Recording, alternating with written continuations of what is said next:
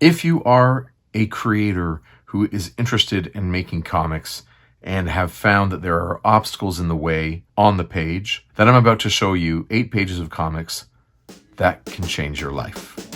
I'm Jason Lapidus, artist and co-creator of Group of 7, Peregrines, and the upcoming HOGTOWN JACK, and I am on a mission. Join me in my continuing journey of leveling up. In this episode, I'm taking a look at Batman Black and White, particularly one story called Two of a Kind by Bruce Timm, to see what I can learn to help me get closer to mastering the craft.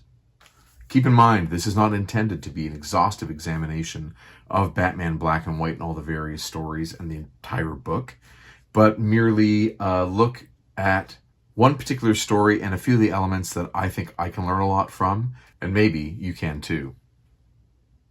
But first, 7 famous historical figures on a secret mission to save the world.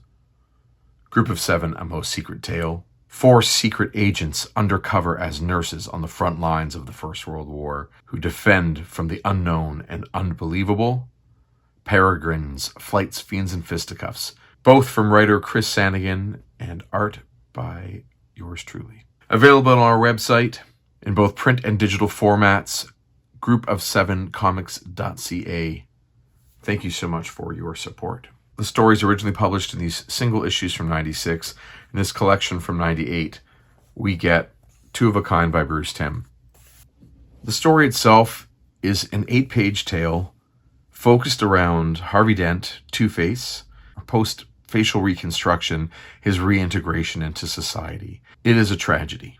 The art is delivered, of course, in black and white as per the mandate for this anthology.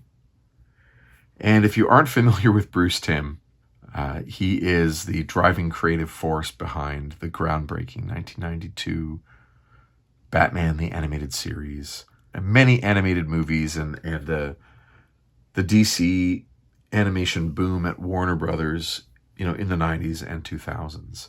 He's a fan of comics, an animator by trade, and when he dabbles in comic creation, his work is just stellar. So we'll just flip through for a minute. You can see, if I give you an overview of the story, we're introduced to a surgeon who performs state-of-the-art plastic surgery on Harvey Dent, and is revealed that he has recovered, but of course has fallen in love with the surgeon. And this will prove to be fatal, and that's why it is a tragedy. He tries to reintegrate in society. We have a moment with both Bruce Wayne giving him some support and Batman watching over him. And as he gets back into work, he thinks his life is going better than ever until he discovers that his fiancée has a twin, which is maybe the worst sign of the apocalypse for a sociopath with issues around duality and binaries like Harvey Dent. And of course, the twin is like the evil twin. So he knows already, you can see here, he knows it's going to end badly. Regardless, she seduces him, things go bad, and eventually the evil twin takes matters into her own hands and kills the good twin so that she can be alone with Harvey. He destroys the plastic surgery side of his face, meets her at the end of a pier, shows her his true face, ends her life, and surrenders to Batman.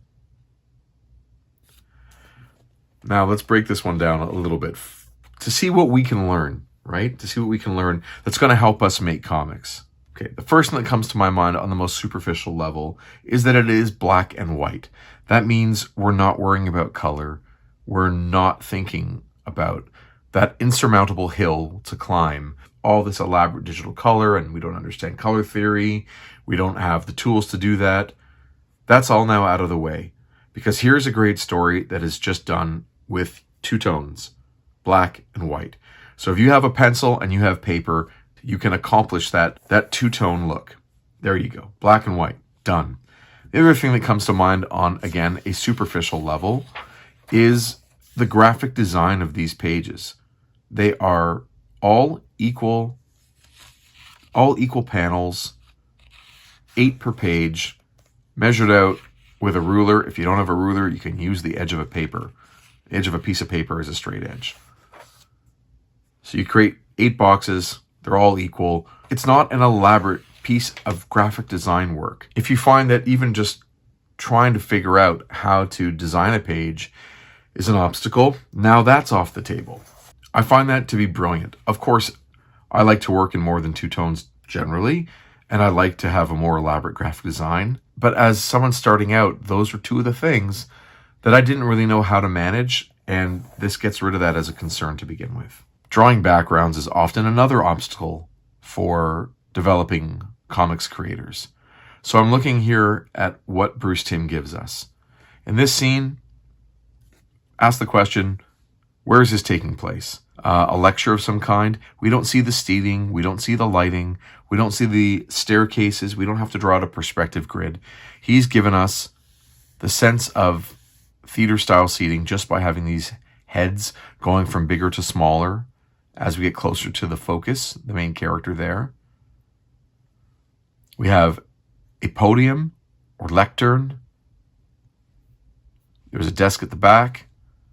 There's an easel with an image either projected or printed onto something. I think it's a projection, given that there's a good cast shadow on the back, both from the screen, her, and the podium. So I get all this impression of the room. I can hear the echo. I feel like I've been in this space, but Bruce Timm is not drawing more than he needs to create the impression of this space. In this one, I believe we're in an operating theater. We've got a strong light source, the vague notion of some machinery, monitor in the background, a couple of circles, maybe some other lamps, another machine, and the rest of it's blacked out. We don't really know what the rest of the room is like. We don't have to worry about the tile. We don't worry about the walls. We're not thinking about overhead lighting, wiring, all these pieces. He's able to just throw a few elements in there. Here is like a hospital room. I believe that because of the context, all that we get is part of a box and a light. So we're getting the corner of the room and an overhead light. One of the planes, one of the surfaces is just black. One of the planes there is black. The back plane here is black. He's really economic about it. This one, I get the feeling we're in the same space. We don't even get anything in the background at all. Not necessary. Here, I get the sense this is probably the room from another angle. We get the bed, an exterior, door as the security, the police is leaving the room. We get a curtain, and again, the back plane is black. We get flowers with notes, and these are the simplest shapes, but it all works. It reads perfectly. And here, close-up of that. His chart, doctor. Let's give credit to Todd Klein on letters, too, as we see. When it comes to the black and white of it all, sometimes we're not, a lot of people aren't sure what the role of ink is supposed to be. Yes, it can create solid blacks, and yes, it can create holding lines around shapes, but it is also there to create the impression of texture. For instance, Timm very simply adds these marks on what I assume is sort of the road, and it's a little bit gritty. There we get some, patterned brick. The wall gets a little bit of texture. Maybe that's stucco. I don't know. It changes shadow over that door, the ground. The briefcase gets a little bit of sheen to it. The folds in the fabric. The floor in this office gets a little bit of texture, which is different from this desk or that wall or this cabinet. Check out here, the shine, the reflection that's created just with those ink lines dropping down. Creates impression that that's a glass case. which is different from his hair and her hair, and the folds in the fabric. Or on this side, the motion streaks on the road, the dust that's kicked up, the grass, the rock, the water, the foliage in the back. It's just different mark making with the same ink tools, a brush, sometimes a pen. You know, as a person drawing with ink, you think about what the texture is, and you create a series of marks that represent that texture. And if you use the language that's already been created before you in comics from, let's say, the 20th century, a lot of that texture has already been codified into a series of marks. So, like I said, this wavy white shape on black reads as liquid. In this context, reads as water. These black marks on white read as blades of grass. And these very abstract marks with some straight lines behind them read very clearly as trees. He's not coming in here looking at trees and drawing trees. He's creating a series of marks that represent trees because he knows how to use the language. Bruce Timm is using some pretty rudimentary perspective here. He's creating this room, which he would have created a very basic vanishing point, or maybe just eyeballed it, but the vanishing point would be way off the page to the left. It works for these blinds as well, but it grounds that overhead view of that room in some kind of reality. And being able to create a box in perspective is not beyond you, right? It's a attainable goal with a little bit of practice. And he uses that perspective, that basic perspective, to create boxes for each of these panels to exist in. Not this one, not this one, not this one. But here we have at least one vanishing point for those Venetian blinds to go back toward. Here as well, and here as well. These two are a tiny bit more complex, but definitely not complicated. It's just some basic perspective. But it really helps create the sense of the environment. I love that he also has chosen, appropriately for a noirish story, to almost give a black plane somewhere in every panel. Whether it's the back wall here around this interesting painting. There we get the shadow as well. But it helps separate, having that black plane in some way, helps separate it from the other planes. So, for instance, we have a foreground here and then a middle ground. We don't really get a true background, nothing far away. But this character is in the foreground, and what puts her in front of this middle ground is the fact that it's black and she's not. And that just creates two different planes for the eye. Here, in reverse, he's imagining for a minute this figure in a bed, and that's why she is rendered with a different kind of line. But his suit is black, which puts him on a different plane than that figure. Here, the same thing. Wedding dress shopping. That window is sort of framed with a black plane in the back. That puts it far back. So we have a background, a middle ground, and a foreground. And this black plane in the back fades to light to allow the next black plane to sit in front of it. And then, of course, a white plane for the wedding dress. Here with these two figures in silhouette, they are a black plane. The plane behind them is that white plane with the lines. And that separates the foreground from that middle ground. Here with these figures, other than the halo or spotlight around the two figures kissing, we get this completely black plane and they sit in front of it. You get a foreground, right, close up, right? A foreground, we're getting a character in black with just a highlight or rim light. The middle ground, not in black, and the background, it fades to black with some pretty basic rudimentary feathering happening there. I'm blown away also by Bruce Timm's use of facial expression. So we get a few different ones across these pages, ones that stand out for me. First, this one where he's a little bit worried. Not totally alarmed yet, but something's bugging him. Here, you can see he's looking into the nothing. He is very, very, very focused and, getting frustrated. You can see it in the face there. It's accented, of course, by the smoking of the cigarette, the body language, and the kind of tapping of the hand. His terror over finding his fiancée murdered. And then this faraway look in his eyes where he is already somewhere else. The determination. Note, by the way, that Two-Face's scarred side is his left side. He reaches into the fire with a right hand. But here it looks like he's burning his face with a left hand. It's okay. Maybe this is a mirror. It's okay. We're going to let that go. And it's all about having your model of a character and then exaggerating certain things, moving the eyebrows, bending and warping the shapes. I mean, look at that facial expression. Holy smokes. This one here. Great. Great cartooning. Here. And I love with the faces that are further away, just drop that nose out altogether.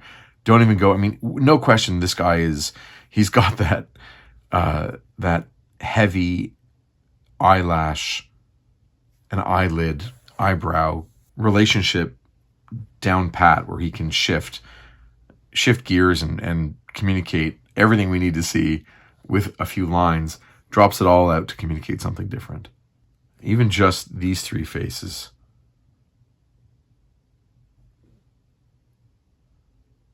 I mean, this to this. So practicing our facial expressions, moving around the elements, warping the rubber of our cartoon characters, pulling and stretching, compressing to create different emotions. And that's something we can all do exercises in our sketchbooks and play around with. And there are tons of tutorials about cartooning and facial expressions on YouTube. I also love that it's a Batman story that only has Batman in 2 panels. I think I grew up with the mindset that I had to work with a writer. There were writers, pencilers, inkers, letterers, colorists, and editors. How to draw comics the Marvel way, that assembly line mindset,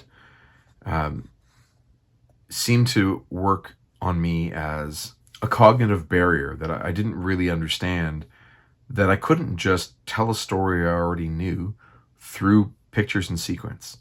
I had to either work with someone else who wrote a script and handed me a typed script and I would draw from that, or that I had to write that script myself. The kid on the floor drawing while lying on their stomach on a piece of paper with a set of crayons, and they want to make their own comics. Like, sometimes that's how we write. It doesn't have to be on the floor. You don't have to be a kid. It doesn't have to be crayons. But that idea of just starting at any point and creating pictures that go in sequence. That is an act of writing. That is an act of storytelling. And we write a story. So it works totally fine. In this case, an 8-pager is an attainable goal. You can either find an 8-page story that you want to tell, find a story you want to retell, or write one yourself, whether you make it up as you go, or you start with a plot, or you start with a full script. It doesn't really matter. The only thing that does matter is that you make your comic. You make your 8-pager, or you want to make a 1-pager, or you want to make a 1-panel, whatever it is. But sometimes this idea that I have to make The Dark Knight Returns, I have to make these 4 prestige double-sized issues that are masterpiece, and I've never even made a single page yet. Like, that idea of this grand, great graphic novel, it looms heavy over the idea of getting started when you really can just retell a story that has been out there already, because it's just about practice. It's about getting something done. And the way you tell it will be unique because they are your own drawings. There's nothing wrong with retelling a folktale or interpreting a myth or a scene from a movie, whatever it might be. As long as you are working on your comics, that is the bottom line. And I get that from reading Two of a Kind. This is a master class, but it is not a masterpiece of, graphic novel literature. It's a really quick, short story. It's a little vignette almost. And it is perfect in so many ways. If you take the lessons from Two of a Kind that I've laid out here, as well as some that I probably haven't even gotten near, you can be well on your way to overcoming those obstacles and making a comic. Maybe it's your first comic, or maybe it will help you get back into making comics after a lengthy delay. And if you're able to do that, then you move closer to becoming the artist, the creator, the cartoonist that you've always wanted to be. And I know that a story like this is helping me to definitely become the kind of cartoonist that I would like to be. If you can think of other things that you've learned from Two of a Kind by Bruce Timm with letters from Todd Klein, throw it in the comments section below. I'd love to hear about it. This was also published 2 years later as part of that Batman first printing box set, which contained a reprint of Batman #1, this hardcover book overviewing Batman as a character by Les Daniels. And this feels like it has Chip Kid all over it. As well as it came with a really great action figure of a first appearance Batman. But the reason I bring this up, art direction and design by Chip Kid. That's what I was looking for. But in this